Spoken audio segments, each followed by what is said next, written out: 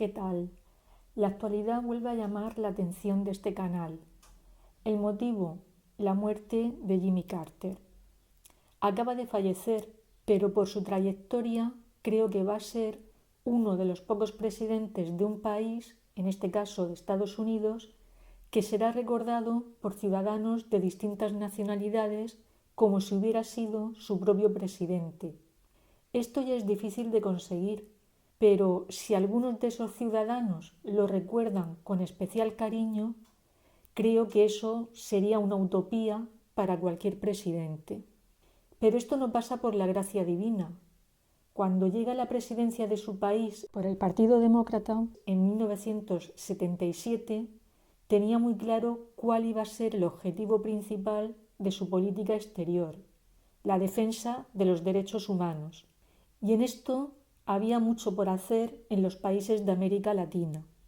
Estamos en los años 70, unos años de una importante crisis económica, y esa crisis no hace sino aumentar la violencia, y esto da lugar a continuas violaciones de los derechos humanos.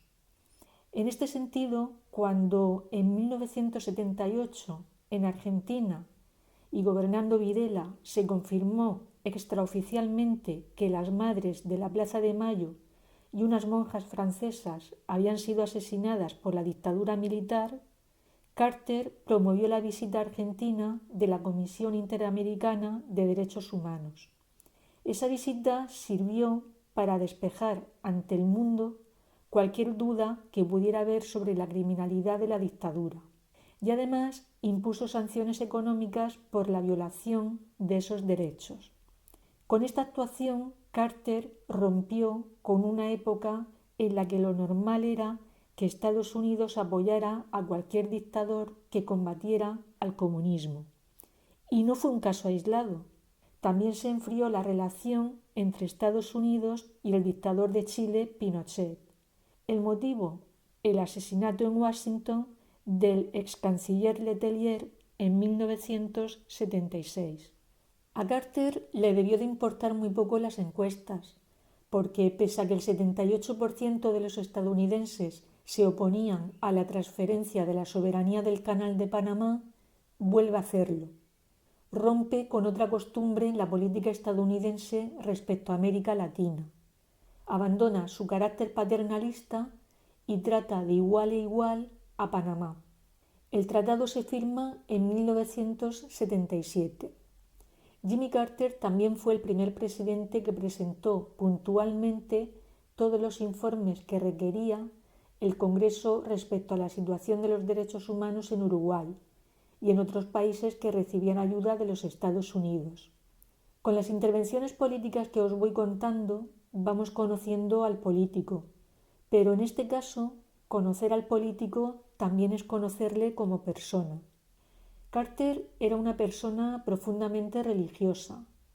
Él mismo llegó a decir en una ocasión que Jesucristo había marcado su vida. Muestra de ello es que durante su mandato rezaba varias veces al día. En su figura también existen contradicciones, porque la defensa que hizo de los derechos humanos, y no solo como presidente, porque cuando era gobernador de Georgia destacó por su política a favor de los negros y las mujeres, pues como digo, esa defensa que hizo de los derechos humanos chocaba con ciertas actuaciones que tuvo, como por ejemplo su tibio acercamiento al tema del aborto. Igualmente ignoró las peticiones de los activistas en favor de los derechos de las mujeres en Arabia Saudí. Durante su mandato, entre 1977 y 1981, consiguió que Estados Unidos no se involucrara en ninguna guerra. Ese objetivo se lo debió de proponer después de hacer la siguiente reflexión. Respecto a Estados Unidos, comentó que durante los 247 años de su existencia había estado en paz solo durante 16 años y que si tomaba en cuenta todas las guerras, los ataques militares y las ocupaciones de territorios extranjeros, en la historia de Estados Unidos solamente hubo 5 años de paz. Sin embargo, Jimmy Carter sí que se involucró en alcanzar la paz en conflictos internacionales entre terceros países. Me refiero al conflicto que había entre Israel y Egipto en 1978. Intervino entre Menachem Begin, quien era el primer ministro de Israel, y Anwar el-Sadat, quien era el presidente de Egipto. El resultado fueron los acuerdos de Camp David. Con ese tratado se ponía fin a los conflictos territoriales entre ambos países. Según decía Carter, cuando existe un conflicto hay que dar a los interlocutores tiempo para que entiendan que encima de la mesa no hay nada más que una buena voluntad recíproca. Seguía diciendo que en un conflicto es preciso que las personas estén dispuestas a hablar para poner fin o en todo caso para que las cosas avancen. Y terminaba diciendo, tiene que haber un interlocutor frente a ellas, incluso si son personas detestables. Y ahí es donde intervengo yo. Existe una anécdota que Carter contó en una entrevista relacionada con la negociación de Camp David. Contaba que cuando las negociaciones ya habían fracasado y el helicóptero del presidente Anwar el-Sadat estaba listo para partir, Sadat le pidió que le firmara un autógrafo para su nieto. Parece ser que el nieto sentía admiración por Carter.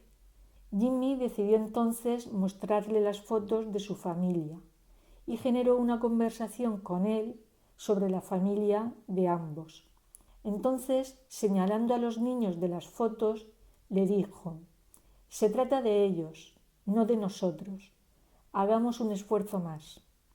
Después de esta conversación, ya sabéis cómo terminó la historia. Entre sus propuestas para gobernar se encontraba el desarme nuclear, y eso se materializó en un acuerdo, el SALT II. Ese acuerdo fue firmado por Estados Unidos y la Unión Soviética. Lo que se pretendía con ese acuerdo era limitar el número y el tipo de misiles nucleares intercontinentales. Carter inició su mandato con un 66% de aprobación. Hubo dos hechos que le ayudaron en su carrera hacia la presidencia. Por un lado, la guerra de Vietnam y por otro, el escándalo de Watergate. Pero es que 4 años después, ese 66% se redujo a un 34%. Y van a ser también dos los hechos, pero esta vez causantes de su declive. Por un lado, los problemas económicos que tuvo que enfrentar su país durante su gestión. Durante esos años se asiste a una crisis energética mundial y Estados Unidos no quedó al margen de esa crisis. Registró la tasa de interés más alta de su historia, un 21,5%. A título de curiosidad, quería contaros que, como parte de su política de ahorro de energía, instaló paneles solares en la Casa Blanca, algo que era una auténtica novedad en la época. Colocó una estufa de leña en su residencia. Ordenó mantener apagados los adornos navideños en los años 1979 y 1980. Y también ordenó la regulación de la temperatura en los edificios. Esta política de austeridad la adoptó desde el principio de su mandato, porque eliminó el servicio de choferes a los miembros de su gabinete. Hizo el desfile inaugural entre el Capitolio y la Casa Blanca a pie y puso en venta el yate presidencial. He comentado antes que fueron principalmente dos los hechos que produjeron su hundimiento. El segundo hecho tiene que ver con Irán. En enero de 1979 se produce el triunfo de la revolución islámica en ese país. El acceso de Jomeini y los clérigos chiitas al poder en Teherán va a marcar la aparición de un fenómeno, el islamismo. Unos meses después de la revolución islámica, el Shah Mohammad Reza Pahlavi fue acogido en Estados Unidos para ser tratado de un grave linfoma. Todo ello por decisión de Jimmy Carter. Al día siguiente, 4 de noviembre de 1979, cientos de estudiantes islámicos atacaron la embajada estadounidense en Teherán y tomaron como rehenes a 52 de sus empleados. Hubo un intento de liberación en abril de 1980, pero quedó en un intento, porque las inclemencias meteorológicas provocaron el choque de dos aeronaves. Será 444 días después del asalto a la embajada cuando se produzca la liberación de esos rehenes. Para esa fecha, Reagan juraba ya como nuevo presidente de Estados Unidos. Jimmy Carter ya no era presidente, pero él quería seguir haciendo lo que más le motivaba. Quería actuar de mediador en conflictos por todo el mundo y seguir defendiendo los derechos humanos. Y Carter era una persona emprendedora. Desde jovencito lo había demostrado, porque cuando murió su padre pensó que lo mejor era renunciar a su carrera naval, porque él era submarinista que llegó a ascender hasta el grado de teniente. Pues eso, renunció a su carrera naval y se hizo cargo de las granjas de la familia y creó, junto con su esposa, Rosalind Smith, una empresa de suministros de productos de granja y semillas en Plains, en Georgia, donde nació en 1924. Pero volvamos al momento en que acaba de dejar la presidencia de Estados Unidos. Sigue latente su espíritu emprendedor y decide fundar, junto a su esposa, el Centro Carter. ¿Para qué? Pues para seguir promoviendo la paz en el mundo. A través del Centro Carter se monitoreó 107 elecciones democráticas en 39 países, entre ellos Panamá, Nicaragua, Venezuela. Negoció en 1994 un pacto nuclear entre Estados Unidos y Corea del Norte. Tuvo un activo papel en la retirada del gobierno del general golpista Raúl Cedras en Haití en 1994. Luchó por la democracia en Rodesia y la formación del nuevo Estado de Zimbabue. Denunció las violaciones a los derechos humanos practicadas en Mozambique, Namibia, Nigeria y Uganda. Y no sigo por no extenderme más con lo mismo. Por todo esto que estoy contando es por lo que comentaba al principio, que es uno de los presidentes más conocido y querido fuera de su país. Y ese sentimiento se materializó en el año 2002 cuando le fue concedido el Premio Nobel de la Paz. Los últimos años de su vida los ha vivido de forma activa. Hasta no hace mucho seguía cumpliendo junto con su esposa su compromiso con una organización no gubernamental global, llamada Hábitat para la Humanidad. Esta organización ayuda a las familias a construir o mejorar su vivienda. Y como digo, hasta no hace mucho le venía dedicando una semana al año. También ha estado disfrutando de la carpintería, le gustaba hacer muebles, de la pesca y de la música. Dicen que se interesó por la política después de escuchar un tema de Bob Dylan. También dicen que ha sido el presidente más rockero de Estados Unidos. Los últimos días de su larga vida los ha pasado en su residencia de Plains, en Georgia, junto a su familia.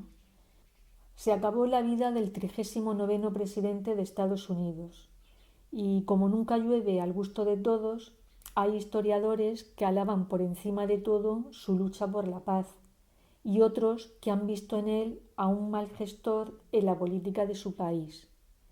Esto puede explicar que haya sido conocido de dos maneras, como el peregrino sonriente y como el extraño en Washington. ¿Y a ti qué opinión te merece la figura de Jimmy Carter? No te olvides de darle al me gusta si te ha gustado el vídeo y de suscribirte a un efeméride con historia. Hasta el próximo día.